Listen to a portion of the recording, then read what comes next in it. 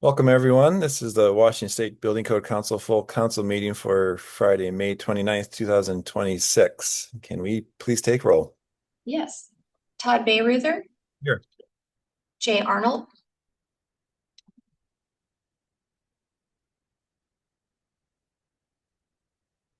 Scott Bastiani,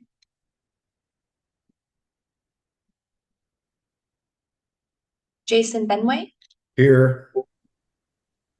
Tom Handy, Here. Angela Hott, Here. Roger Haringa, Here. Ty Menzer, Ben Amora, Here. Vikram Sami, Yeah. Katie Sheehan,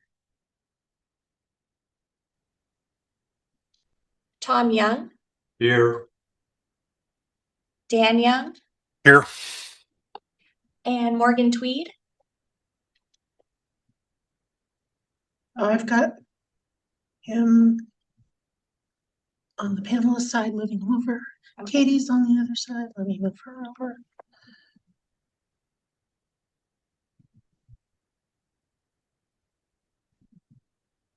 Okay, Morgan Tweed.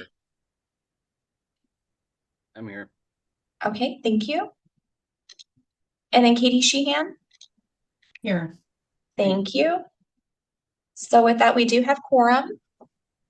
I'm here And then too. Sorry about that, time answer. Oh, thank you. And for our ex officio members, Lauren Lathrop, Alex Rummel, Suzanne Schmidt. Here. Thank you. Sharon Shoemake, Shelley Short. Hey, it's Alex. I'm here. Thank you. Good morning. Assistant Attorney General, dear Mayor Bachtel. He's absent today, but standing in for him, we've got Suki Kaplan. Okay. All right. All right, very good. Thank you. Well, we'll continue with anyone from the public that would like to be recognized. Okay, we have hands. Go ahead, Patrick, please. Yes, thank you. This is Patrick Hanks with the Building Industry Association of Washington. Welcome. Elizabeth? Yeah, Elizabeth Torsky with Cascade Natural Gas. Thank you. Welcome. And Tim? Tim Atterbury, Associated General Contractors of Washington. Welcome, Tim. Okay. That looks to be it. Item 2 is to review and approve the agenda. Can we please hear a motion to approve the agenda? This is Dan, so moved. Thank you, Dan. Second. Thank you, Tom. Handy. Any comments or proposed edits to the agenda? Okay, hearing none. All those in favor signify by saying aye. Aye. Aye. Aye. Any opposed? Agenda is approved. Agenda item 3 is review and approve the minutes from April 24th. As we pull those on the screen, can we hear a motion to approve? Move to approve as presented. Thank you, Tom. This is Dan. I'll second that. Thank you. Anyone have any proposed edits? Okay, hearing none. All those in favor signify by saying aye. Aye. Aye. Aye. Aye. Any opposed? All right, the minutes are approved. Okay, jumping in. Oh, sorry, public comment, full council meetings. Do we have any, would anyone like to address the council on something not on the agenda?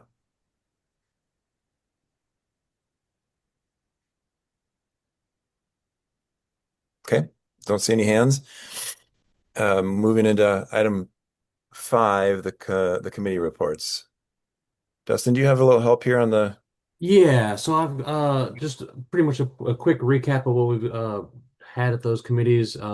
We at the executive meeting, we discussed the schedule adjustments related to having the energy codes not filed at the same time as the rest of the codes. And we had an update requested to our testimony sign-up form and had some requests to update our announcement about public hearings on our webpage. So posted for this meeting, I don't think I need to pull it up here, but we have that new timeline posted as a document for this meeting. We also have that updated testimony sign-up form posted for this meeting. That testimony sign-up form lives in 3, or I guess now 4 places on the website, one at this meeting for the documents that are posted. It's also posted on our homepage as part of that announcement for testimony sign up. It's on a forms page in the drop-down menus at the homepage, and it's also posted at the top of the 2024 code adoption cycle page. So it should be pretty out there for everybody to get to. And then further at the executive committee, we discussed a pathway for the petition that we have on our plate today as one of our agenda items. It's petition number 26 April 01. It's the first petition for 2026. The SBCC received this petition on April 29th, and we're due a response back to the petitioner by June 28th, which is a Sunday. And that Sunday happens to fall after our regular scheduled June council meeting. The pathway discussed for this petition is we discussed it at last week's BFRW committee on the 22nd. We will have another BFRW committee after this council meeting on the 17th of June. And then the next council meeting where we will need to make a decision on this petition is the 29th of May. No, I'm sorry. That's today. Sorry. The 26th of June. And further at the that's all we had at the executive committee meeting. Then at the BFRW, we discussed that petition last week. One of the main questions that we have is the emergency amendment needed? And kind of one of the main questions discussed is whether or not there are enough providers for gas inspections on food truck vehicles. And the committee requested some further alignment of the emergency statement with the language proposed at that meeting. And we also kind of discussed possible outcomes for that petition.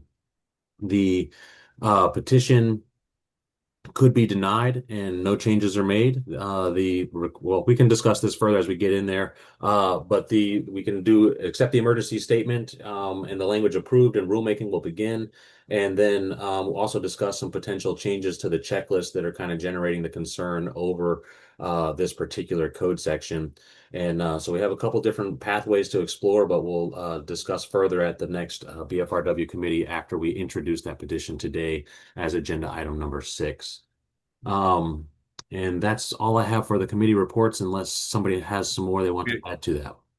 Okay. I don't think from the council side. We have a hand up from Larry from the public. Go ahead, Larry.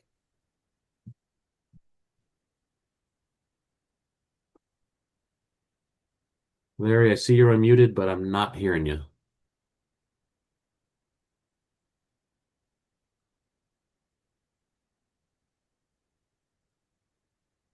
Okay, as we keep trying, Larry, we'll recognize you when we see your mic come back on there if you're trying.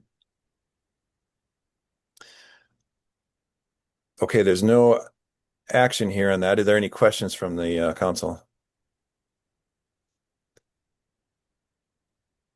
Okay, if not, Larry, we'll still monitor.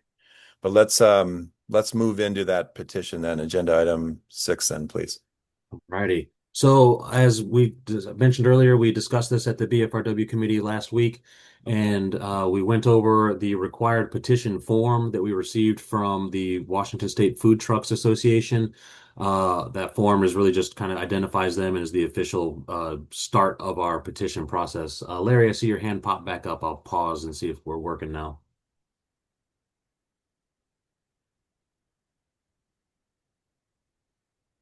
I'm still not hearing you, Larry. Continue to try. If you pop your hand back up, we'll see if we can get you back on there. So the petition form starts our process. Before we received the petition form, we received somewhere in the range of 30 to 40 emails requesting action on IFC section. Oh, goodness. I'm going to open up the language proposal first because that's got the sections on there for me to discuss. On section IFC section 319.10.3, and this is a general mobile food preparation vehicles maintenance of the fuel gas systems section.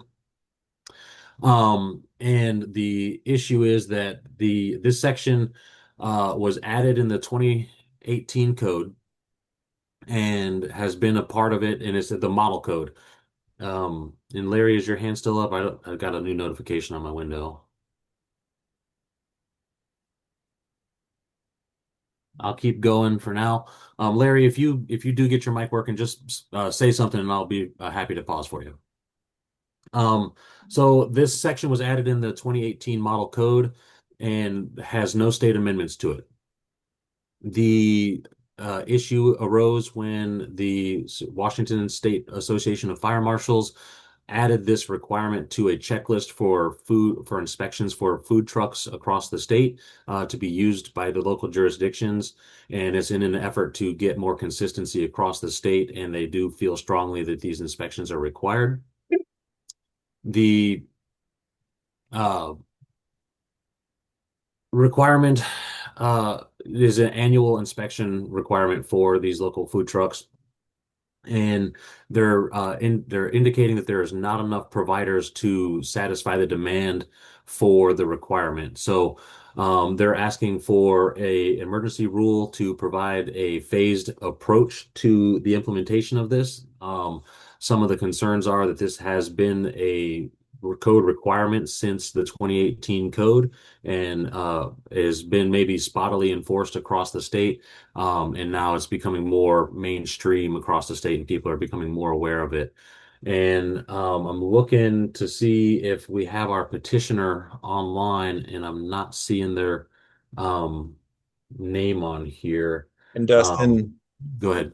maybe I'll ask just to make sure we got a check in with the council here. Does everyone understand, especially the new council members, what we're doing here? Maybe we should explain a little. We introduce an emergency rule and the 30-day wait or the Okay, I gotcha. That would be actually really good. Thank you.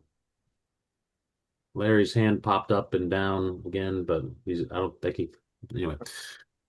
So when we get an emergency rule petition, we have to get a petition form, which comes from the Department of our Office of Financial Management. This is the form here. We have Lori Johnson representing the State Food Trucks Association. We need this form to be the official initiation of our process. Our process is tied up in both the Administrative Procedures Act and also in our own RCW 19.27. And the Administrative Procedures Act says that anybody can petition an agency for emergency rules utilizing this form, and that once an agency receives this form, they have 60 days to respond to the petition. Some of the responses can be a denial of the petition, stating the reasons why. It'll be a written letter that comes from the council. You can accept the petition and initiate emergency rulemaking, or you can also deny and address in a different way besides emergency rulemaking. So in our own statute 19.27, we have listed that the SBCC is not allowed to take action on a petition at the meeting where the petition is introduced.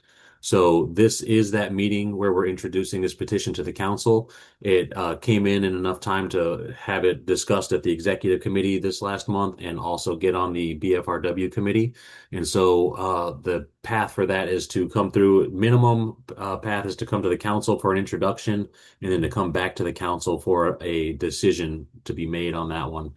And so right now we're just making an introduction. There's this agenda item is marked for action by the council, but that action cannot be to accept the petition and begin emergency rulemaking or to deny the petition as well. The actions that might be anticipated by the council are a direction to maybe convene the IFC tag, make a motion to request further information from the petitioner, things like that. Nothing that's final for the decisions on this one. And so I think I'm in a good spot. Larry, you got your hand back up. I'll pause for you for a moment. Oh, hold on. Give me 1 second. There you go. Larry, if you can, you should be able to unmute now and test that mic. Yeah, this is Larry. Larry, do you Hear got you. me? Yes, sir. Oh, wow. Okay. I tried up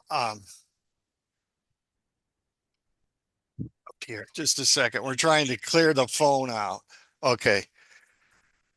So I tried attending the meeting with the phone because last night we had a huge storm over here in Spokane and wiped out our computer system, and now we got it online finally. But so I really wanted to speak about items not on the agenda, and I had you on the phone, but you can't raise your hand or anything on the phone. So can I speak about that part? Yeah, Larry, I think we have a couple options here. Do you want us, maybe we could finish this agenda item out and then recognize you after? Is that okay? Because we're kind of That mid. that'd be great. Okay, Thank you. let's do that. All right. Okay. Just hang on there, Larry. Thanks. All right. So as far as the process for what we're doing, is there any questions or comments about how this has to travel through the council in what we're working with on that one? Vikram. And you're Yeah, muted. so sorry, I'm new to this, so just a few questions. So as far as I understand, the petition comes in, we're not voting on the petition this meeting. Correct. Do we discuss the petition in this meeting, or is that in future meetings? Yeah, that's the intent, is to get it introduced and discuss here. We discussed it a little bit at the BFRW committee to get some more technical advice back to the petitioner on this one. But if you had questions yourself on the content or the reasons why this should be an emergency rule for the SBCC, this is the time to discuss that and deliberate on, we're not making decisions, but we can ask questions and maybe ask for some clarifying information from our petitioner. And Vikram, we tried to do as much front end work as we could in the committee and a lot of engagement back and forth with the petitioner, so we fully understand it, but before we bring it to the full council. But yes. Tom. Yeah. Okay. So I just want to offer up some comments and testimony and on a personal basis also too, that a restaurant owners, businesses, and many are very, very small businesses. And I know that because my wife ran a restaurant also. And many of these restaurants, they're not making a lot of money. They're making, like wages really. And food trucks are many times even smaller businesses. And they got to operate on time schedule and everything. And because if they don't, they're not earning a paycheck essentially. So on this matter, I would agree that this does warrant kind of an emergency action, because if they can't get their inspections done just for a lack of inspectors, and they have to shut down for a period of time, and these folks, they require the income on a daily basis. They can't wait another week or 2 weeks. And I saw the list of these providers, and they're really RV types of businesses. And, these inspectors, their main line of business is to serve the RV business and not the food truck business. So, getting inspections for their food truck could delay them and cause them to shut down.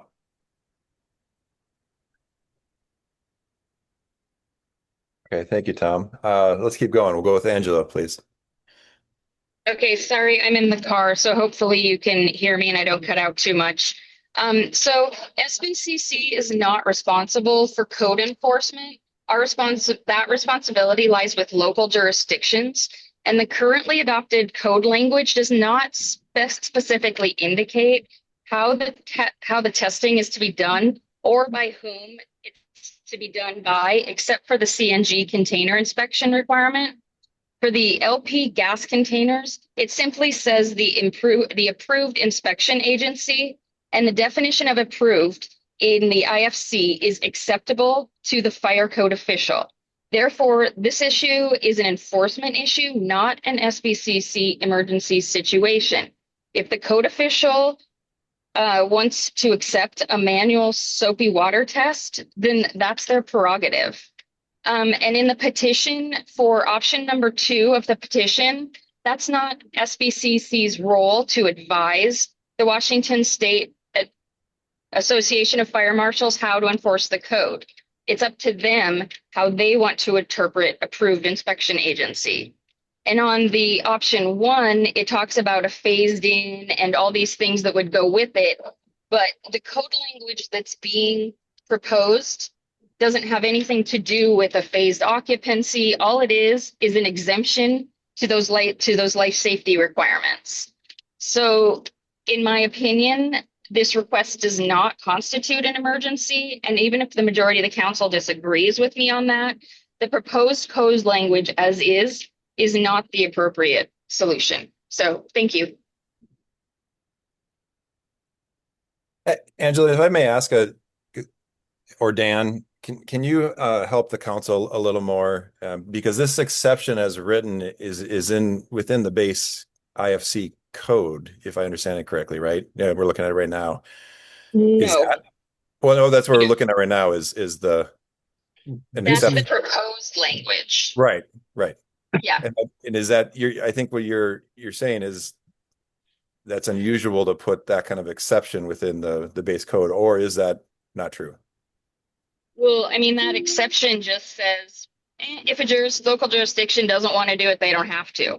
And yeah, that's not an exception that would be there in the code. Yeah. Usually an exception is based on, okay, if you do this, then you don't have to do this.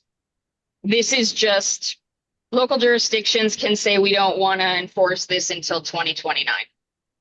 It doesn't take into account like what they say in the petition. They want it to be phased over the next 2 to 3 years. There should be monitoring. People should still be getting it done, but keeping records. And this just says a jurisdiction can say, nah, it's not required. And so then in 3 years, when no more, companies that actually do these inspections have come about because they're not actually being done, then we just have to do this all over again. Does that make sense? It does. Thank you. And what I maybe trying to help out, especially some of the new council members is, in the rulemaking authority in the past, we have obviously moved the implementation date through rulemaking, but that's of whole codes. And I'm trying to think of a case where we've proposed a rule, to the whack essentially within the language of the code. It might exist. I just don't remember. And maybe Dustin or, any of the team or our legal counsel can help. There is an example. It's not, apples to apples as far as the reasoning why. But in the 2021 IFC, we also had a phased requirement for the NAFED versus NICET licensing. So it was phased in as far as the requirement. But that section that we had in there was something that was also already amended by the state. And was created new, and that implementation phasing was created at the creation of those amendments. This has gone for almost 6 years now without anybody noticing that there might be an issue. And now that it pops up on a checklist, we're looking for the phased approach 6 years after should be enforced. Okay. I'm going to take a couple of public comments. We have hands up, and so let's start with Larry and then Micah, please.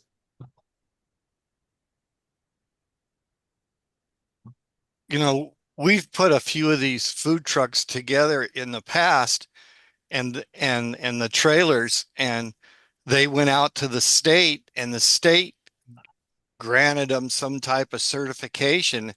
And I thought that those, once they got that certification, they were golden to go from site to site.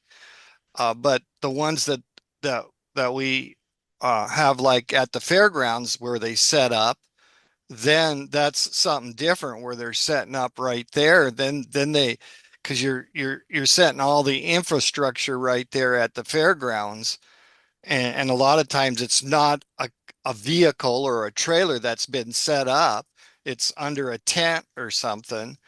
And those had to go through inspection, but I didn't realize that, I didn't believe that if you had like an RV that was set up, or a truck, a van body or something that was set up and already approved by the state, I didn't realize that you'd have to have those re-inspected. But I thought they could go from fair to fair, um, since they were already approved by the state. That's where we're coming from. I mean, I thought once the state had put that seal on there that they were good to go. Thank you. Thank you, Larry. Micah, please. Thank you, Chair. I just want to first say I do agree with Angela on all the things she stated there. I wanted to speak specifically to the technical language on the screen where it's requesting a waive of the requirement by the fire code official.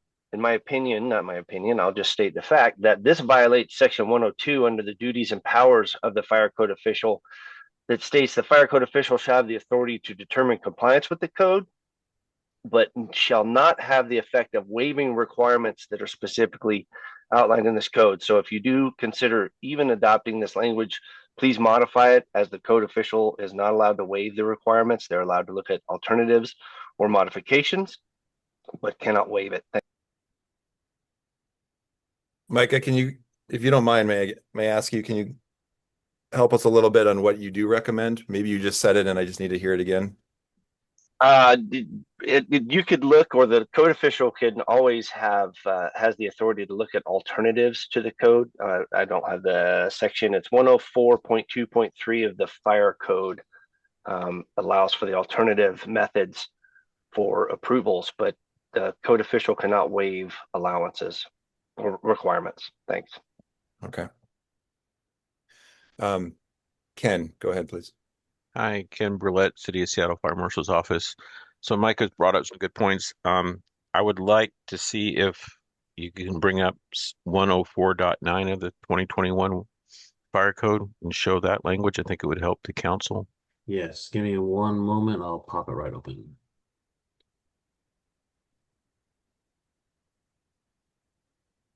And you said that was 104 dot, what was that, Ken? 9. Yeah, 104.9 modifications. And my reasoning for this is that this exception is not necessary. This does not need to be an emergency rule. Each AHJ already has the ability to grant modifications when there's practical difficulties. So once an applicant can show an AHJ that, yes, there's difficulties with certain sections of the code, not necessarily this one, then the fire code official has the ability to modify the base code requirements. And that's what this section already does. So there is no reason to have to do an emergency rule statewide when a local AHJ already has the ability to do this.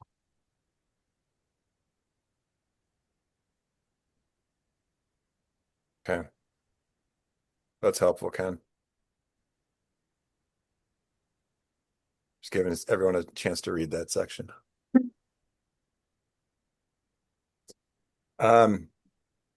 Okay, I don't see any other hands from the public. Let's go back to the council. Any questions? Does everyone feel they understand it? Anyone want to go deeper into, there's lots of evidence posted here this week to kind of wrap our heads around the problem and the work that others have done, including Dan, to reach out to these inspectors, kind of trying to get a feel across the state of what the context is. Go ahead, Ben. Yeah, Todd, thank you. And I guess just to restate kind of where we're at with the process, we are reviewing the information that's been presented for the emergency rule petition. And then at the June meeting, we will make that determination on further action, correct? Correct. And maybe it's valuable, Dustin, just to restate one more time what the potential actions would be. So the potential actions are that the council accepts the emergency statement and then also accepts the language proposed, and emergency rules will be created and filed. And then the second action is the council can deny the petition and state the reasons why they are denying the petition. And then the third action would be to deny the petition, but still take action in some other form or fashion. So let's say we want to address it in the 2027 code cycle in deliberate there. That could be a motion made to respond to this petition, and that would be another denial letter with stating that we'll address this in a different way. And then just to also color what happens if we do an emergency rule. An emergency rule, once it's filed, is valid for 120 days. We can refile an emergency rule, but in order to do that, we have to embark on the permanent rulemaking process. So that means we file CR 101 or an expedited rulemaking form and seek to make this permanent, but we also have some limitations on when we can do updates like that to the code. So the way I'm viewing this, if we are going to maintain this on the books until we can address it legally in our process, this will have to stay as a permanent rule until we get ready to file the 2027 code. So we're going to have to maintain an emergency rule for quite a long time to keep this one going. And so every 120 days, there'll be a new filing on that. Dustin, and I'm going to recognize Scott. Maybe you said it and I didn't hear it. My memory is this is a two-step process. We have to first, as a council, establish that emergency basis exists. Yes. If we do not establish that, then we don't consider the petition. Correct. So like the response via the APA doesn't require the two-step process. Our process in 19.27, let me see if I can pop that open for you guys real quick.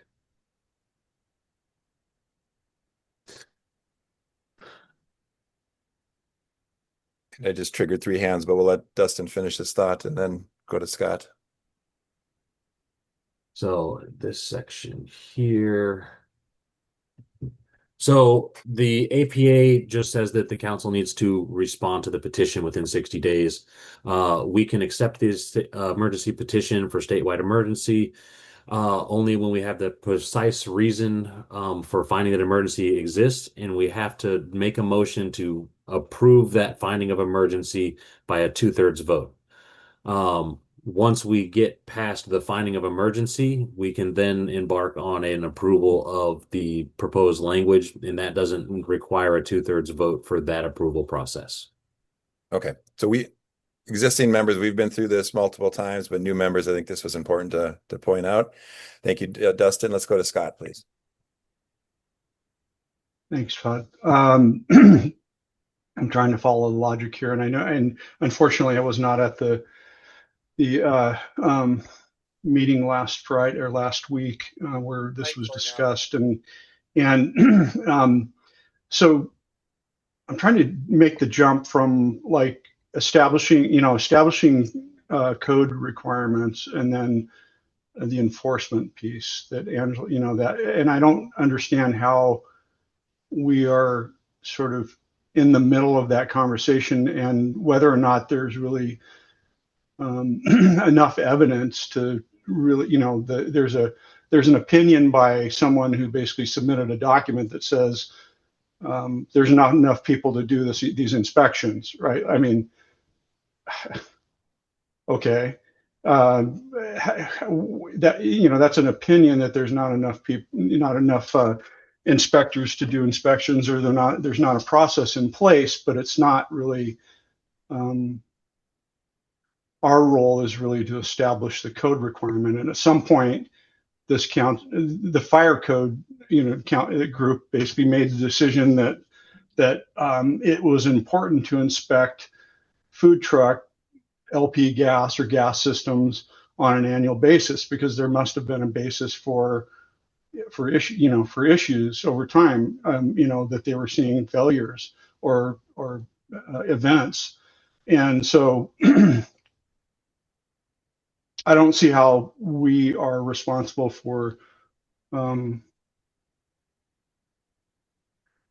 halting the requirement that was established because someone has an opinion that there's not a process or enough inspectors in place. That's my statement. Okay. Thank you, Scott. Go straight to Roger. Thank you, Chair. The one thing, one piece of this, and Scott actually brought it up, is there are varying opinions whether there are enough people to do these inspections or not. The list that got published, I think, was a list that a few people tried to put together. It is not an exhaustive list by any stretch of the imagination. And at one point, there were conversations, and I think Ken maybe provided some other information at one of our maybe executive committee meeting about Seattle centric and those locations that could do this in this inspection in the Seattle area. So I think that it is there is a opinion. I actually agree with Scott. Just because somebody has an opinion that there aren't enough people and there's an emergency, I'm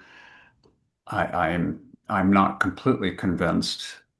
At the same time, I don't want us.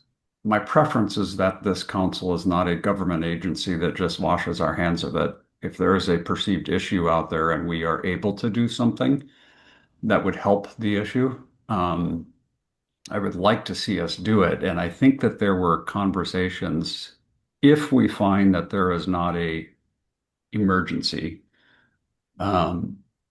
is there an opinion we can publish or make it clear in our minutes the process that we went through that, like Micah said, according to section whatever it was in the fire code, local officials can do this. I know there was talk about the bubble test, so we can even mention some alternates. So if we come to a vote and it is decided that there is not an emergency, I'm wondering if there is something else this body can do to just help the public understand the issue a little bit better and how our thinking process arrived at, here are some other options. So just my thoughts. And I think that it is more kind of, I think we need to get to this understanding whether we consider an emergency or not. And actually, one more thing I wanted to mention, the 120 days, doing an emergency ruling creates a lot of work for our staff, for us. We're going to have to address this issue in the coming months. To extend it another 20 days, we would need to try to get it into the 2024 code cycle, which we're already, in the very middle of. So I just want everybody to understand finding an emergency. There's a fair amount of work and effort that has to go into first creating the emergency rule and making a determination, and then keeping that rule in effect. And particularly, it seems like it is a short term, theoretically. So at what point do we have enough people that can do these inspections? And we have no way of understanding, all right, at what point does that do? And so making a permanent rule that we're going to have to come back later and revise, as I think Angela said, doesn't seem like it seems like a whole lot of work for a temporary condition that may or may not exist. So anyway, that's it. Yeah, I think it's an important point, Roger, that if there's emergency, of course, we go into rulemaking, but opening up rulemaking on this section, especially while we are opening up that WAC right now for rulemaking on the 2027, it does get very tricky. Okay, Katie, please go ahead. Yeah, I was thinking about this after the meeting, and I find Angela and Micah's statements or whatever, like convincing. And so I guess what my question is and I don't know if this is a question for Micah and Angela, or if it's a question for the petitioners, but what is preventing the code officials from doing the alternate, or the modification, like the rule that was up earlier? What's preventing them from doing that? And is it, could we say something? And I also really want to support small businesses and make it easier for them to understand? Is there a way that we could make a statement in an opinion that says that a SOAP test is equivalent to this if the code official is, finds that there's not sufficient vendors to do the other test? I mean, I guess I just don't understand why code officials can't do that, or is this a situation where they're like, well, we just prefer to follow the code? Dan or Angela, do you want to respond to that as our representatives? Sure, I can respond. Then Angela can add to it also. As a fire code official, Ken and Micah are right. We have alternatives to meet equivalency, right? You can't waive the section of the code. If you have an equivalent, that's totally fine.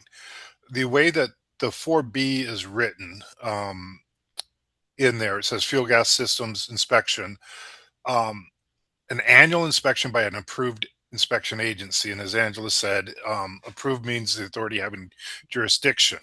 And then the rest of it is including, some of the places that will certify, right? So as a code official, I would look at any of those because it says approved inspection agency. And then I would choose if I want to do it or not. So you always have that option as a code official. We have, modifications to it at all times. So I don't see that putting out a SOAP test. Like, I spoke to our lawyers, they will not allow me to witness a SOAP test and sign off on it. There's a reason there's a third party agency, and that's a legal determination by my jurisdiction, that I can't do a SOAP test. I can't physically do the test. That's why we have third party people do it. So there's a lot of little nuances. I did want to address the comment that there's an opinion that there's not enough. Well, the State Fire Marshals Association, which I am a member, I will say that, our opinion, there are a lot, and we've submitted a document that shows what a quick search we did, and we found a bunch of places that will do it. And it's an annual requirement, so you have a year to get it done. So if you're a good business, you'll do it in the off season, right? And the reason for this section in the code is these are mobile trucks that go down, or trailers that go down the road, and have found the number one problem, and I'll have to find the NFPA on it, but the number one problem is gas leaks and then explosions or fires from that. So that's the reason for this code. And my thought is it's been in the code since 2018, and it has been enforced by jurisdictions. Some jurisdictions just asked to have it added to the checklist. So it's always been in the code, and that's where we're at on it right now. But I'm in agreement with Micah and Ken that we have ways of getting this done, whether it's RVIA, RVDA, any of those are just a vendor that says it's fine. That's my decision as an authority having jurisdiction, is to come up with an improved method that's suitable for my jurisdiction. And I have now joined the committee for the food trucks because I think this is a huge issue, and we are all willing to work with the food truck industry on this to come up with maybe a little bit better wording in this 4B. But most everybody is in agreement that we're still going to enforce that code requirement. So I know it's a lot of information. Sometimes I'm not very eloquent about it, but I agree with Angela and Ken and Micah on this one, but I don't think it's an emergency. Thank you, Dan. I think that was the right amount of information at the right time. So appreciate your work on this. Katie, any follow-up to that? And then I'll go to Ty. No, I mean, I guess I'm it seems like a funny problem to have it come so serious when we've got the business representatives or the food truck association saying that it is a problem. And so what could we do to share that there's that it that it that that it's I don't know, it sounds like work's getting done. I guess not. So Well, I think part of this is we are conducting public process, so it does sound like there is some coming together on this. Let's go to Ty, please.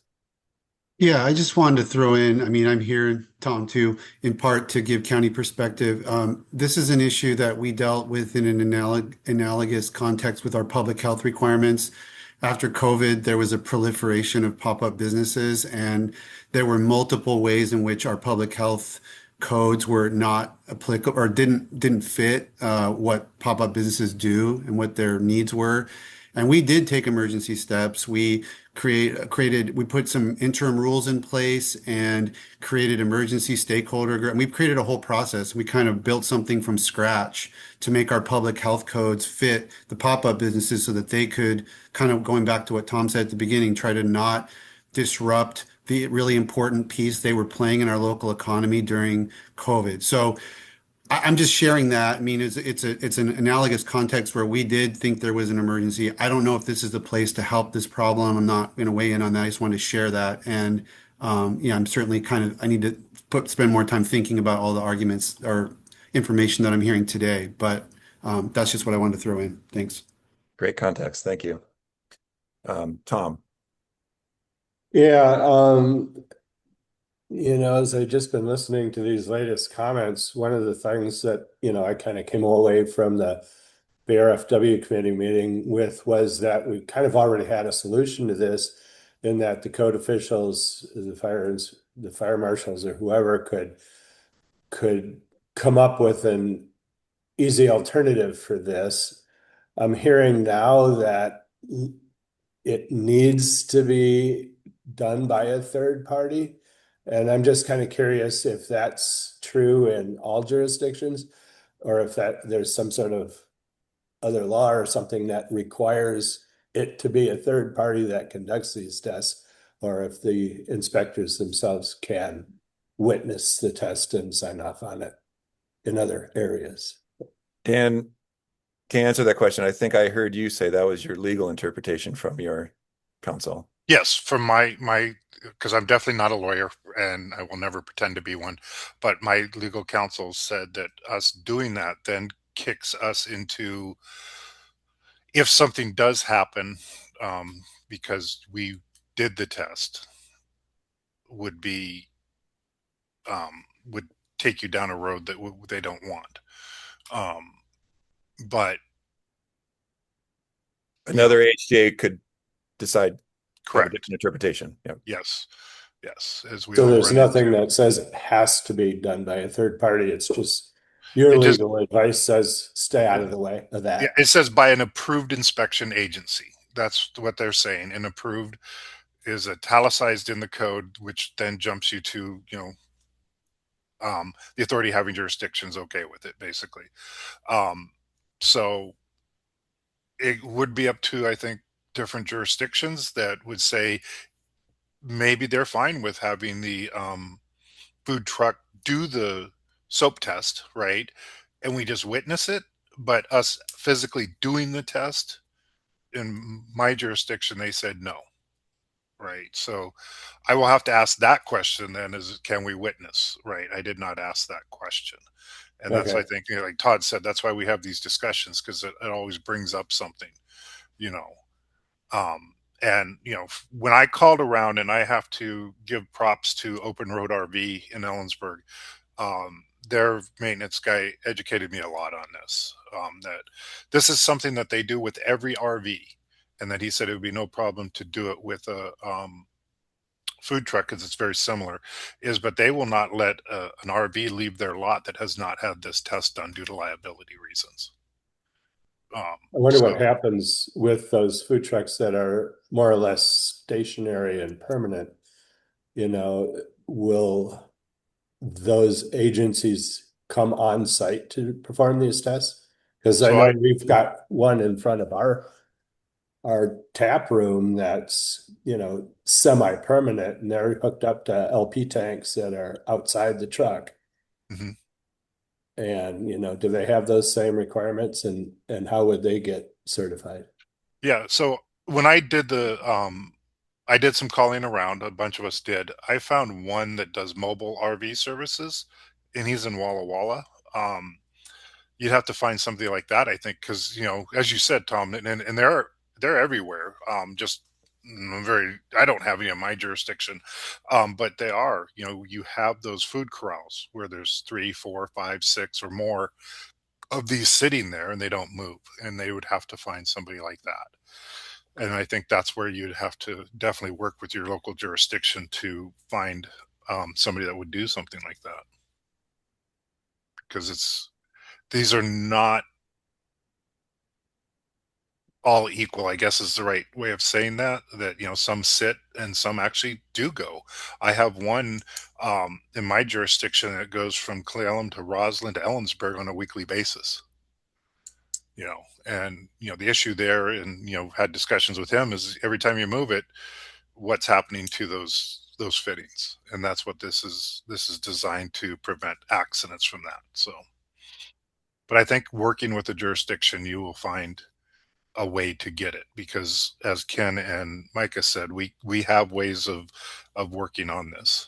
So it looks like Ken has something to say. Yep, on cue. Go ahead, Ken. Well, I was hoping that, maybe we can just look a little bit forward here to what's in 4106 of the 2024 IFC. If I don't know if Dustin, you have the ability to pull that up or not.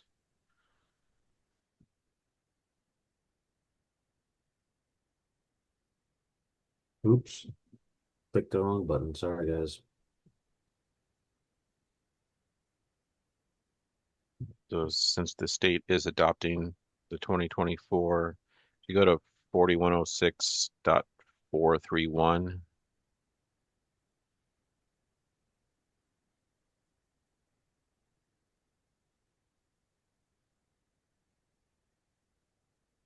there you go. So you have two different sections. You have this section that's written a little bit different with regard to LP gas systems, and then they break it up with the CNG systems. But then you also scroll down just a little bit to the annual leakage test.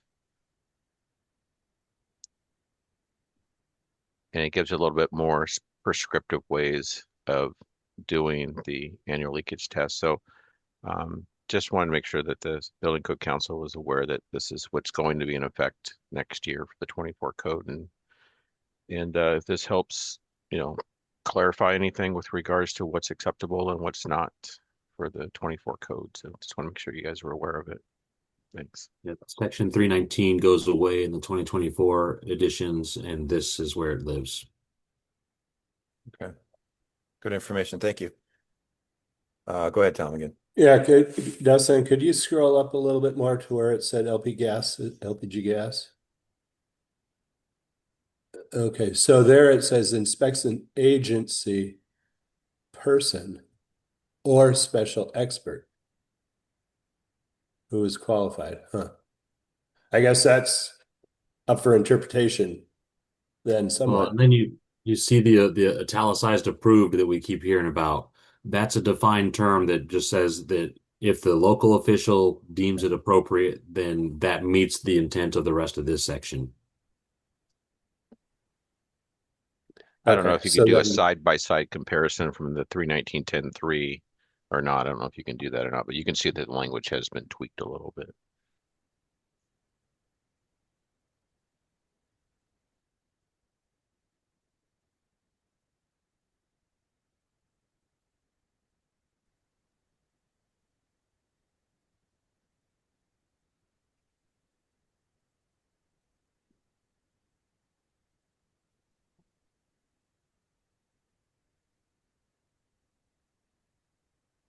And thank you, Dustin, for doing this with everybody watching. I know I'm always nervous when I do this. Dustin has a smooth hand at this. Yeah.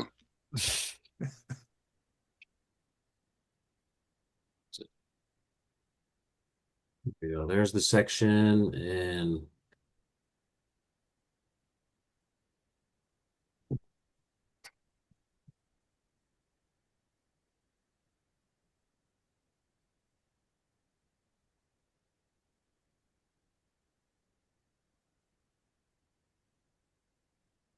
Okay.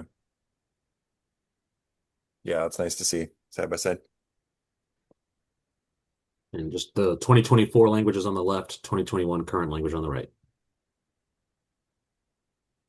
And our assumption right now in what we filed for rulemaking is this language on the left, the model code. Yeah, there's no state amendments to this section. In up a little bit higher, there is a state amendment in the beginning of section 319, but it wouldn't impact that. Okay. Existing amendment, yeah. Okay. I think that was thorough. Are there any other questions? Now, just to reinforce, next full council meeting, there will be an agenda item for this. We'll make sure we're very clear about maybe 2 bullet points on that agenda item, that the first action is going to be, a 2/3 vote to establish whether or not an emergency basis exists. If that does not pass, then we do not need to go into consideration of the merits of the amendment in the petition. Go ahead, Tom. Okay, after listening to Angela and Mike, it sounds like, okay, even if it's determined to be an emergency, it may not be appropriate for the council to act on this. That's kind of what I'm hearing, and the reason perhaps why this has been brought to the council is because it's in the IFC, and IFC is part of the building codes. Yeah. But we're obligated to go through this process regardless, and so we will do that next. Okay, and we may theoretically determine that it's emergency, but then subsequently determine that it's not for the building code council to act on it. It's possible that could be consideration within the determination of whether an emergency basis exists, if that was clear. Yeah. Okay, thank you. Okay. Okay. I feel confident we've done more public process, and I've learned a lot today personally, so thank you. Seeing no other hands on this item, then we let's keep going. I don't think we need a break. Let's go into agenda item 7, which is the State Energy Code commercial cost benefit. So staff was unable to bring this one across the finish line for this council meeting. And the issues are that we've got got contracted information coming in that is needing some rework, and we're just not quite there yet. I am sorry, Larry, if you're ready to go. Oh, Larry, I forgot. Apologies. That's my fault. Yeah, let's do that, Larry. Go ahead. I had some alarming things come to my knowledge this last week with everything that's going on with this green building agenda with Commerce and what's happening in Germany right now. Last year, this past year, 200,000 businesses in Germany shut down because of the green agenda in Germany. And because they couldn't produce a product and sell it on the market. So they had to shut down, those businesses had to shut down.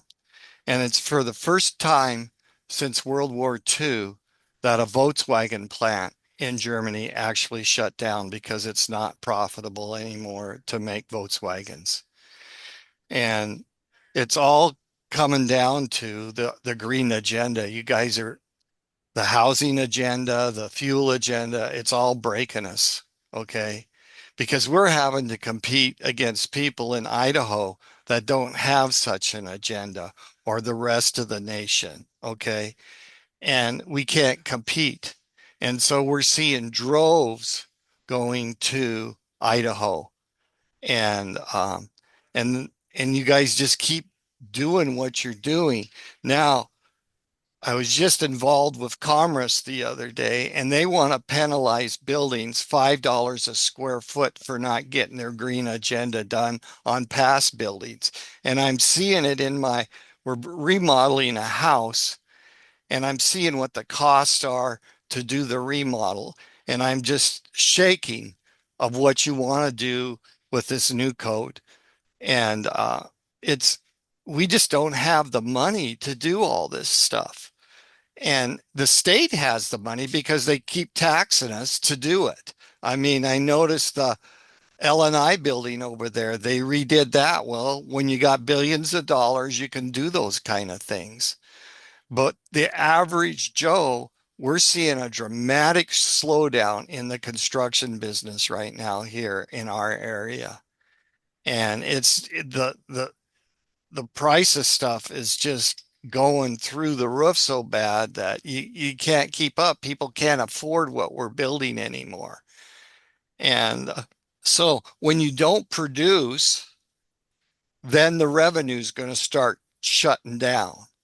And then the state won't have the money to do what it needs to do. But what it does is it just adds another tax. It looks for millionaires. Then the next thing you know, it's going to look for people that have $250,000 and they're going to tax those people. Anybody that's successful, that's worked hard all their life, they're going to try and tax that money out of them because their green agenda has put such a draw on our system that we can't afford it. And I mean, when a government is going to start taxing existing buildings, and now in our area, we have about a 30% down rate of leased area space in these buildings. And these owners are having a really hard time just trying to pay their bills. Okay. And now the state wants to give a $5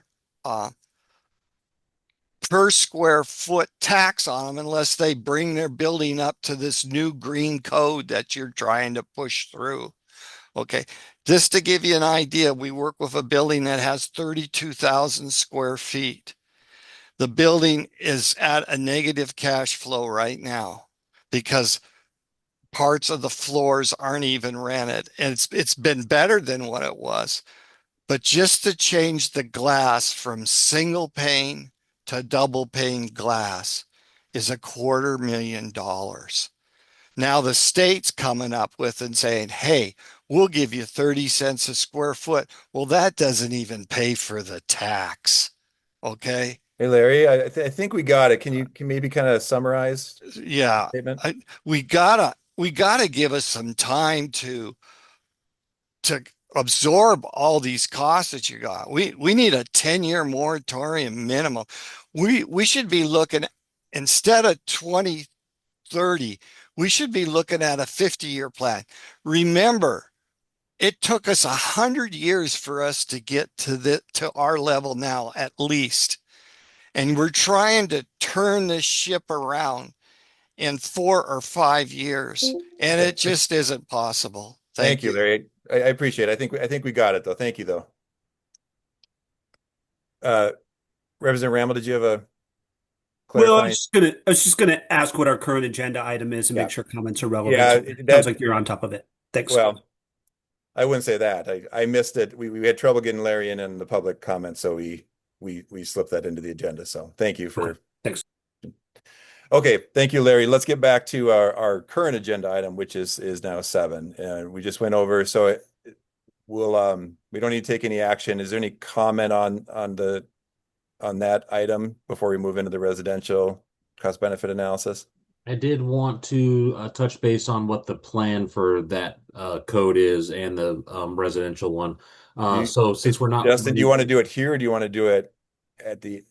Yeah, we can touch it here after we cover the residential one as well, and just how would you like to do it? Like, I just wanted to touch base. So without filing it here on this next filing deadline, we would like to target that one to file for July 1, and the hearings on August 11th and 14th, and then have both energy codes go to the hearings at that time. So as we get ready to make the filing for the residential, we would adjust those hearing dates. And so we're planning to flex that. And as part of other business today, I have the proposed schedule to review. Okay. That's posted. Okay. Yes. Thank you for that. So that gives us good context. I don't see any hands on public comment on this item. Let's move into agenda item 8 and then review the residential. All righty. Well, I will turn this one over to Krista. Before I do, though, I'd like to applaud her efforts on this one. These are difficult to write, and I couldn't do what I'm doing without Krista's input on these, and so appreciate her efforts here. So, Krista, if you wouldn't mind, take us through, and if you want, I can share, or if you want, you can share. Give me a second to pull it up. Okay.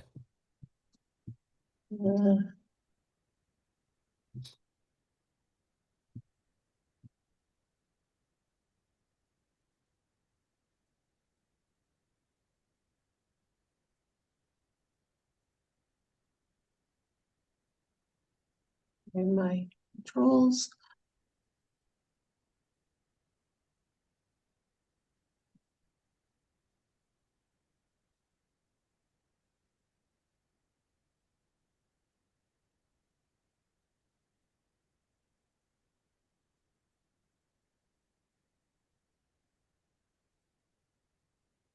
Okay, so I worked with a lot of people to get the preliminary done, especially our contractors, Morant McLeod.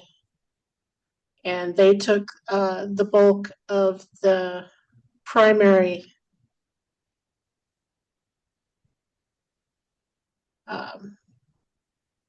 impacted proposals. And this follows the same format as the ones you've seen previously for the other codes, where you have the basic structure with the executive summary and small business summary, job impact stuff, and then you get into each individual proposal. And this goes through each proposal. And then as you go down,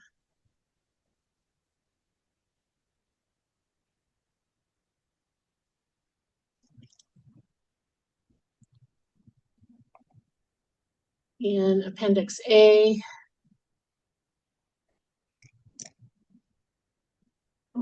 this is the wrong document that was posted, it looks like. My apologies. That's my fault. Let me find the real one.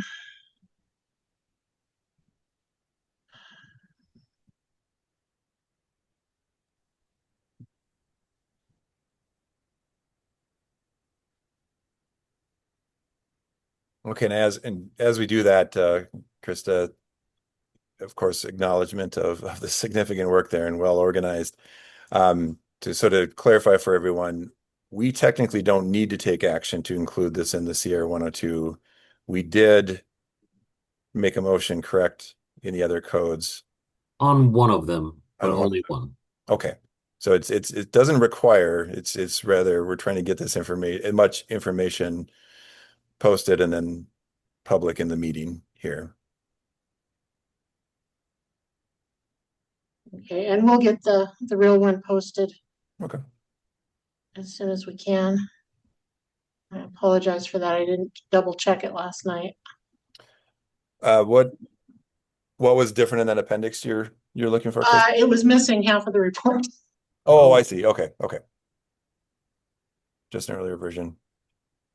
While we're doing that, Krista, we'll give you a little cover here. Go ahead, Tom.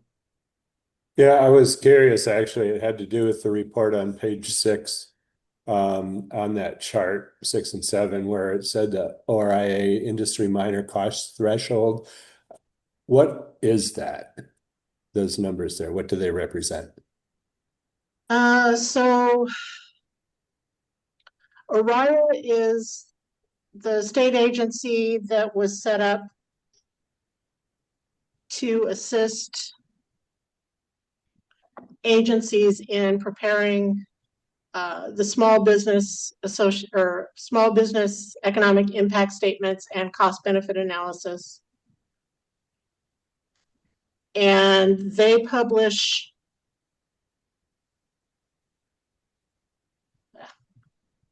a list or a spreadsheet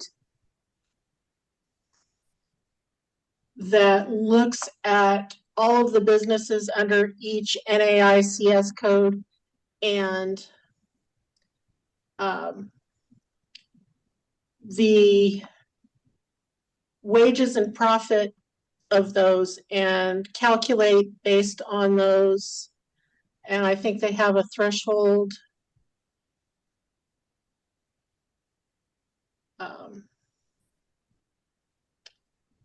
Let me find that.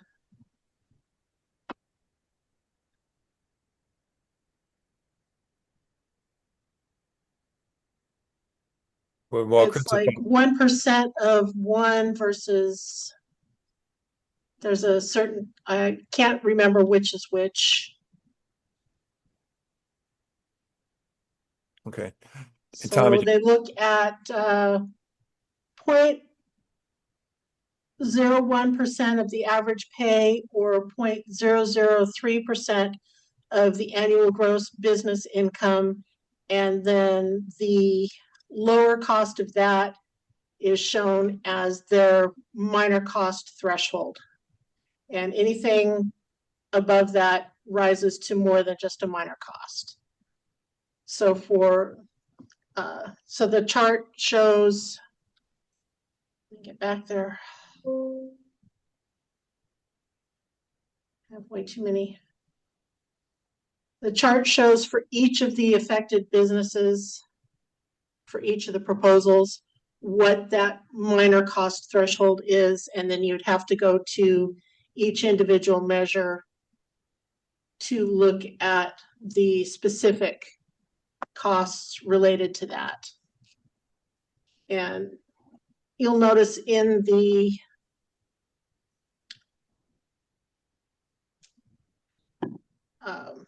table of contents, this follows the same. The double asterisks have a negative, have a cost. The single asterisks have a savings, and the blank ones show neutral cost. That doesn't quite hold true for the ones analyzed by Morant McLeod. Pretty much all of those have costs, and those are reflected in their report.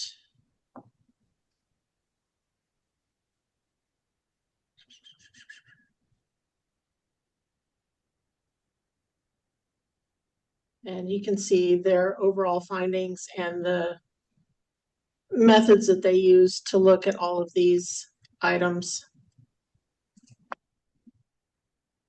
And the information they've come up with on the cost and savings related to each of these 11 proposals. So these are all the ones that had the more significant costs.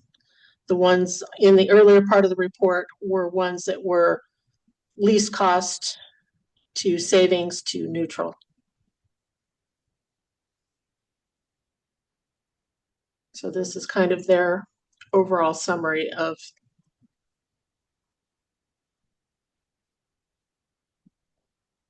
the payback and cost of all of these measures.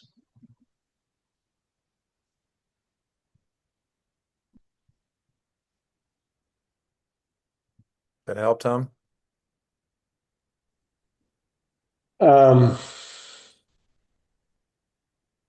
Almost, not really. I'm sorry to say. I mean, I kind of follow, the costs and everything, but those first numbers, I mean, how do they apply to like a project? Are you guys more? Yeah, they're not analogous to a project itself. It's based on the gross profits and employment costs of the business. And then so Oriah calculates what would be considered a minor cost to those businesses.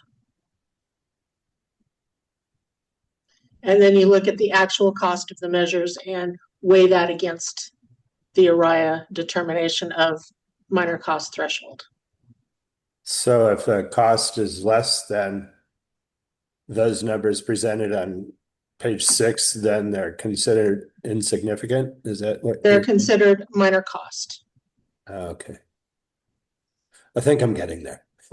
And if we exceed the minor cost thresholds, then there's some mitigation determinations that are made against those rulemakings. And so Patrick has his hand up. He's very familiar with this one, and he might have some very succinct words of wisdom to kind of clarify what those are. So Patrick, if you don't mind, I would love to hear your perspective on that one. This is kind of an issue that came up with the prior reports in not clarifying the distinction here. This report is, I haven't been able to review the actual one because I checked yesterday and it wasn't posted, and then I only saw the one that was posted this morning, and it's not complete. But it seems like this, like the other ones, it's a combined report. So you have your preliminary cost benefit analysis, trying to determine if the probable benefits are greater than the probable costs. That's all costs, all benefits. And then you have the small business economic impact statement. Those two are not necessarily the same thing. You can do a combined report, but they're looking at different metrics. The small business economic impact statement is specifically the cost of compliance. So it's not necessarily a material cost for building the actual building, but it's costs that the businesses will have in compliance. So training costs, reporting costs, if they need office supplies or extra materials, if they have to fill out a 1,000-page form, you would count the paper costs, those kinds of things. These thresholds are to determine if you're exceeding that acceptable cost threshold, based off the each industry. So some of them, as you can see, are quite large. Some of them are pretty low. And I know there was some attempts to made the cycle to get some feedback, but there was some issues with that. My general concern is I think some of these are pretty low, and I think the compliance costs just in training time alone for some industries could quite easily exceed those thresholds. So for like door and window construction, multifamily, particularly multifamily housing construction, that threshold is pretty low when you look at labor rates.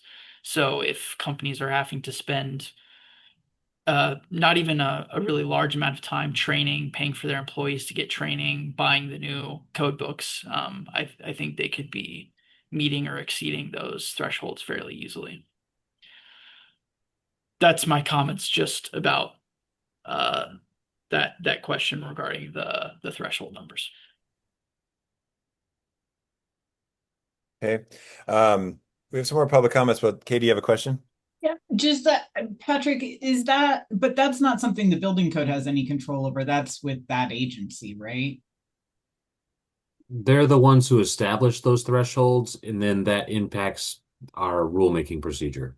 Okay, so but we don't have any control over what those numbers are. It's Correct. Just, yeah, okay. All right, thanks. Okay, good question. We'll keep going with public comment or questions. Go ahead, Larry. Yeah, I would ask that, I tried to look at this and I could see where the gaps were. And as a public person, this is supposed to be for the public. It's very lacking right now because of things that happened. And I would ask that we move this on until next month so the public has a chance to take a look at what's really there, because there was so many gaps in it from what was going on that you can't understand what was produced. And I think the only fair thing to do right now for the public to understand what's going on is to push this another month so we can actually see the report in Larry, full in entirely. yeah, Okay. Larry, I'm only interrupting because that is the intent. We're bringing this what we have forward for this month, and so the next discussion will be about that. So just we agree with you. Thank you. Okay. Go ahead, Tom. You have a question? I'm going to go to Lisa next. Yeah, okay, so this report is a small business economic impact. So it's kind of report on the effect of the small business, but it's really not a report to show the cost impact on the individual units. Is that correct? It should be both. Should be both. And so there's a section in here, when we go through that, we can see that, and there's a section to show what the impact is to the business, like training and other things. And then we should be able to find a section that shows, how much these codes are increasing or decreasing the cost of, each home or unit. Is that right? Yes. Okay. I don't think there's a specific line item in each one for training though. Right, but that is an example, just to, Yeah. that was brought up, that, the impact to the business. And that's the impact to the business. That's one section for that, which is not the same analysis as the impact to the cost of the home.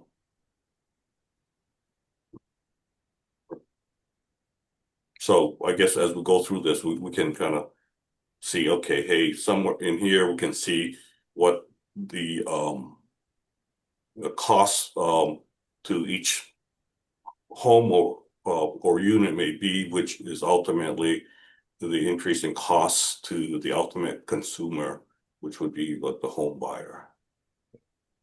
So Yep. I guess that's Good. what I would be looking for. Yeah, thank you, Tom, and especially during your council members.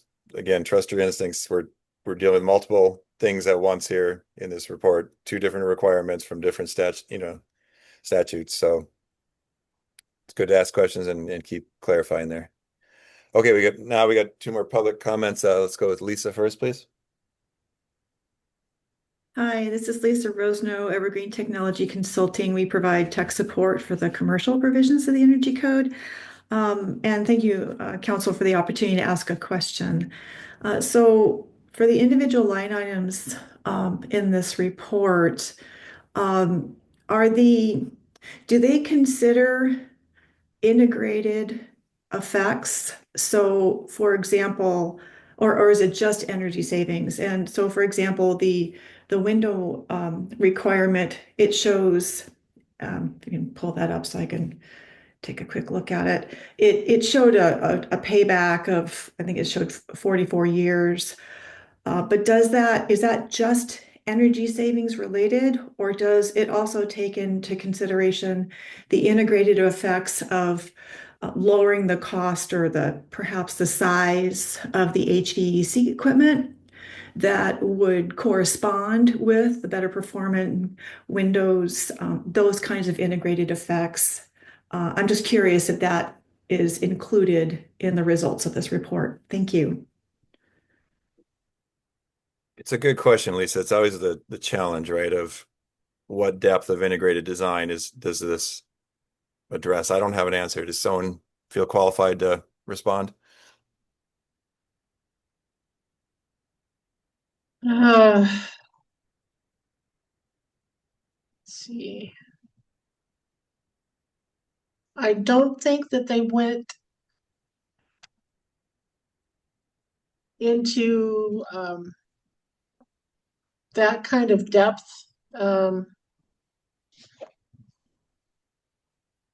It would be a hard one, I guess, is to preface that, right, Krista? I mean, we're talking about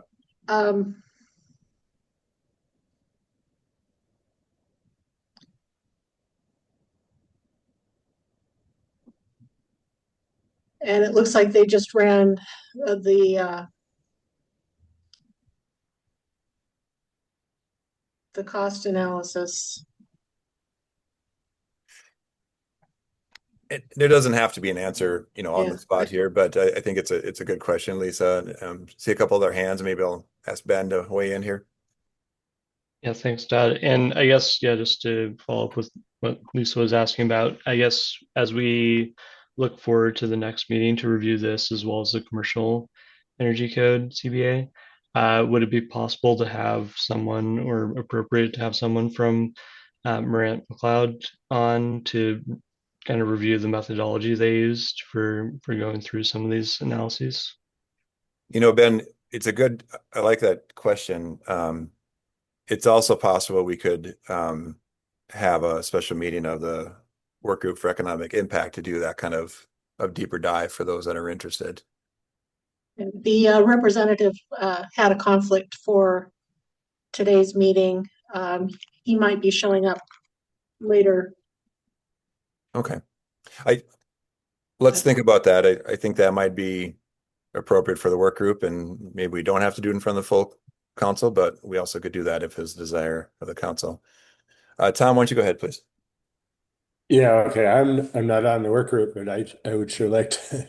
It will be a wide open meeting as always. Yeah, Yep. yeah, no, I will. I just wanted to clarify something. Now, are they talking about a life cycle or a lifetime of these buildings being 50 years?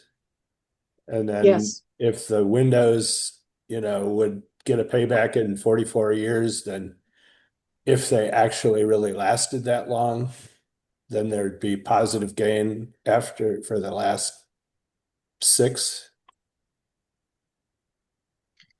Or do they actually take into account the life cycle of the component they're evaluating? They do take into account the life cycle of the component. So if it is replaced if there's a standard replacement period, that is taken into consideration. Okay, so if a window took analysis. 44 years, but their standard replacement is in 40, then they'd never ever reach that payback. And Well, that you would be still get noted the somewhere. return in energy savings because it takes into account the cost of replacement. If, say, you had to replace them every 25 years, that is accounted for within the calculation. Oh, gotcha. Okay. Okay, good. Patrick, go ahead. Yes, I have a couple questions. There was a table that you were showing that had kind of like a matrix of all the costs and savings for all the proposals they did. And I wanted to see if I was reading it correctly. And if perhaps you can't answer it, and this would be a question for the contractors, but so that when it's showing a negative value in the net LCC, does that mean it's losing money like over the period of time that they're looking at? I think so. You'd have to go into the individual measure and look at their analysis. You'll see they have an asterisk on this one where they said it's marginally negative, but Policy on grants. And then the question I had for the council, I think you're kind of getting at it, but so if I recall, the timeline is you're trying to submit or publish the CR 102s for the energy code, which these would need to be available at the same time in the beginning of June, which would be before the June council meeting. So, Patrick, we're going to talk about that next. okay. We want time to process these. We wanted to daylight what is available and then lock in the schedule based off of that information. Okay. I'll just say my general comments. As I've said with the other ones, I want to thank the staff and the council for listening to feedback on issues on past CBA and small business economic impact statements, and really working hard to make a lot of improvements this cycle, and even being willing to delay the code to make sure that you're doing those statutory requirements. I really appreciate that. I think it does a lot to build up goodwill between the industry and the council. Especially on the prior ones, appreciate the ability to be included in that process and trying to help you improve that. I'm glad that you got some contracting done on this, although I think I'll have a lot of questions about the methodology and the results, but I think the energy code is the one that gets the most critique. It has the most cost increases, and so having a little more work done, I appreciate the efforts on that. I look forward to diving into this more and getting into the data of it. Just wanted to say that. Thank you. Yep. Well said. Thank you, Patrick. And just to remind everybody, the exercise here to file, these are preliminary cost benefit analysis that goes in with the CR 102. The final comes at the end of the process. So there is time to continue work on these. I think we have one more comment, Larry, and then we'll try to see if we can move into the next discussion. Go ahead, Larry. Yeah, I would like to see a column in there of how many times they're going to replace this stuff to get to their 50-year project. Like your windows, they're not going to make it past 25 years probably because of the seals in them. And then on the equipment, with the heat pumps, you're going to replace the system at least 3 times, maybe 4 times by the time you hit 50 years. Okay. And then finally is the PV on the roof. After 50 years, you're not getting anything out of that PV. So that whole system's got to be replaced at that point. And so I think what we need is to have a column in here that shows the number of replacements and the cost that would be, because it's not going to be at today's coin. It's going to be at a significant cost increase from today's coin. So I'd like to see how they get into their numbers, because it doesn't seem to be penciling to me when I've been looking at it. Okay, thank you. Okay, thank you, Larry. Okay, I think we're at a good spot. Any final comments or questions, or can we move into discussion about schedule? Okay, hearing none, let's do that. We're technically in other business. Let's make that the first item of other business. Dustin, do you want to lead, or did we lose you? We might have lost Dustin. I was talking while muted, so apologies. Thanks. But I moved off to a different folder. Give me one moment. I'll pop open the proposed schedule here.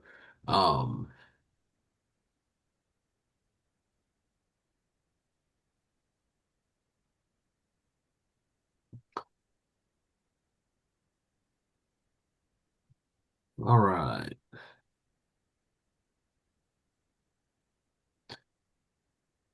All right, so here is an at-a-glance calendar for what we've got going on for the remainder of the year.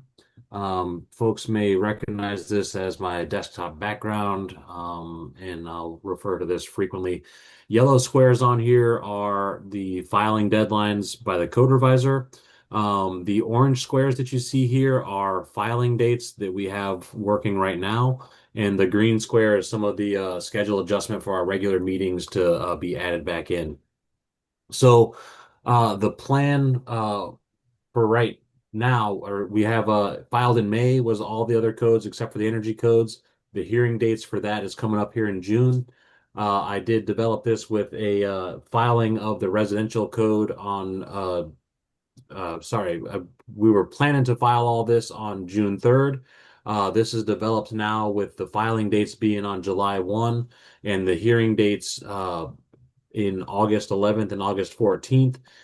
So changes to our regular meetings. We don't or haven't traditionally in the past scheduled the hearings as regular meetings. There would be considered special meetings. And so we don't have those on the June schedule for what's coming up there. And then I wasn't proposing to file with the code revisor the hearing dates other than on our CR 102 documents in here for our regular meeting adjustments. So the adjustments proposed compared to what we moved forward or moved through at the executive committee meeting this month is going to be adding the BFRW and MVPE committee meetings back into July because we'll no longer be having the hearings that week, and then canceling the ones in August on the 14th and adding the hearings for both energy codes, Target Olympia for August 11th, running all day, and then targeting the 14th in Spokane Valley. The one caveat I will point out is that this shift is happening quickly right now, and we don't have the reservations confirmed for the location in Spokane Valley at this moment for the 14th. We're all solid on the June dates, and we were good for the 17th of July. I don't see any real big hurdle there. We just don't have the confirmation yet. We have backup. Yeah, and so being that we're filing on July 1, we have time to shore that all up, and if there is a location change, we'll be sure to advertise that. Okay. And so the motion I'd be looking for on this would be to accept the proposed changes, and then I would get the filing into the code revisor here before Wednesday next week. Okay, let's open up, talk about it. Thank you, Dustin. Go ahead, Roger. Dustin, could you continue the schedule beyond August? I mean, every time we do this, it's like, all right, what are we going to do this fall? Once we go through the work groups to get, digest the public opinion, what would be the goal for us to, like, as a council, say, send everything into CR 103? So the plan right now is once we go through and do the hearings on the 12th, staff will need to prepare the transcript for that hearing and organize any written comments into something that's digestible for the council to respond to those public comments. So over the month of July, we'll need to have some special meetings to address that. So those aren't, anticipated as far as how many will be needed or exactly when they'll land. And I was hopefully targeting August 28th for a final adoption meeting for all the codes that aren't the energy codes. And following the same type of schedule for the energy codes, I would be targeting September 25th for the meeting where we do final adoption of the energy codes. After those meetings, we would do any changes that need to happen in the CR 103. Ideally, we'd be able to file in the filing deadline right after, but it's only a couple days after those meetings. So there is a possibility that the filing deadlines for the CR 103s will occur later in the month than the first filing deadline. So I would be looking for filing at latest for the codes, not energy codes, on September 23rd, and for the energy codes, filing CR 103 by October 21st. In the meantime, while we're doing that, staff is already starting to work on the publication proof documents that need to go with both ICC and IATMO requesting that they have about a 2-month turnover time to get publications out. So we are targeting, early November for having the publication proofs ready. It's going to be a big lift for staff to get there, but I think that we can do it. And then as we get to November and December, should there be any need for any final actions? I mean, we're not like if the final adoption doesn't happen in September, we have options to do it. The do or die deadline for final adoption would be December 1. If we didn't have final adoption happen December 1, we would then run into the statutory limitations that kind of pushed us into the May 3rd implementation date that we have right now. If we go past December 1, we have issues there, and we likely, without a legislative change, would be looking at a year delay for the codes at that point.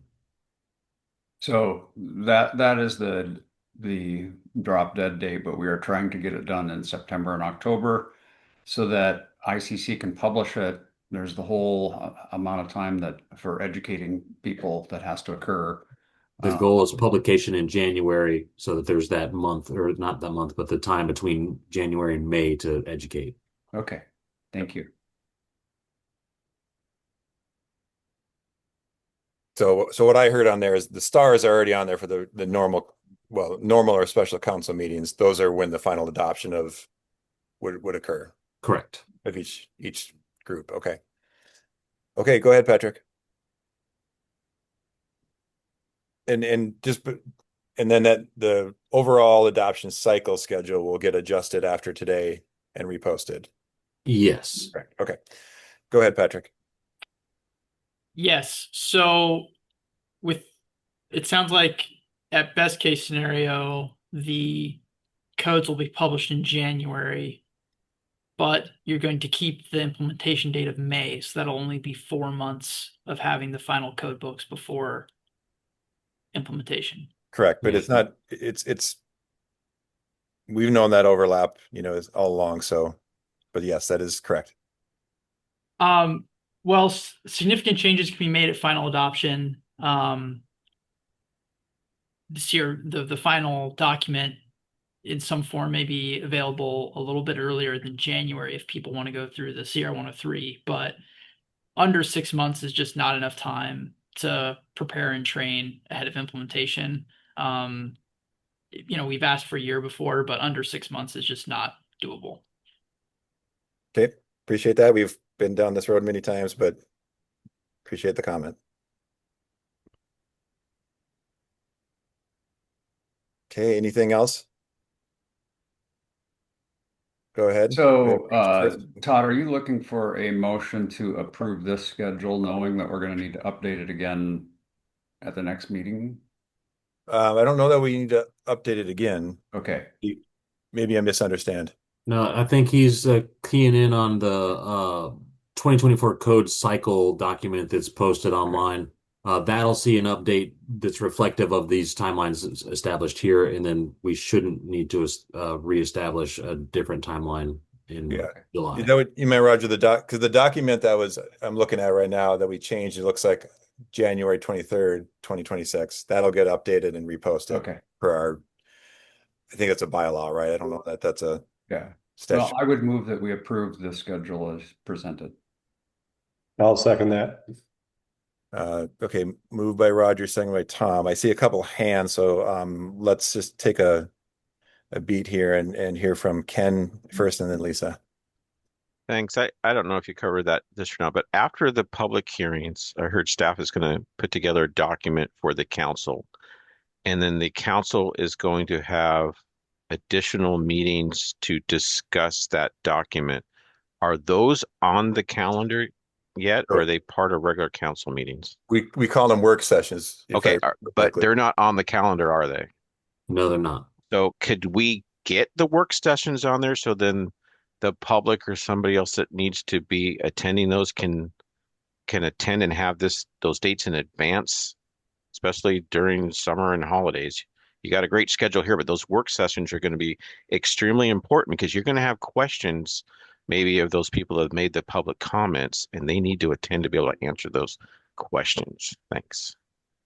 So I'm perfectly willing to get those into the schedule here.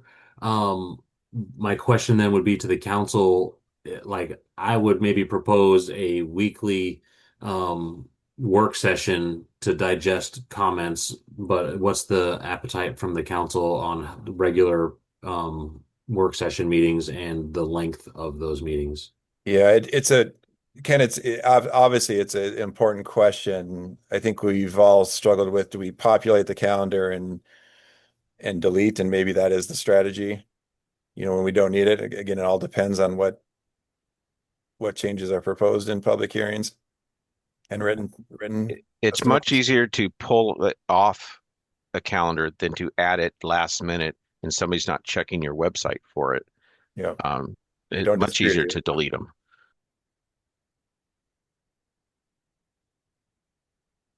So if we wanted to do Fridays beginning after the conclusion of the last hearing, to start deliberating, public comment and addressing that, staff, will need to have, I'd say probably not the first Friday afterwards. We're going to need some time to develop the transcript and make organization of all the comments. We're starting to receive those and trying to make sure that we're keeping them organized as we get them. But we will receive far more comments right at the 11th hour than across the entire comment period, and it'll take some time to flex all that into something that is workable.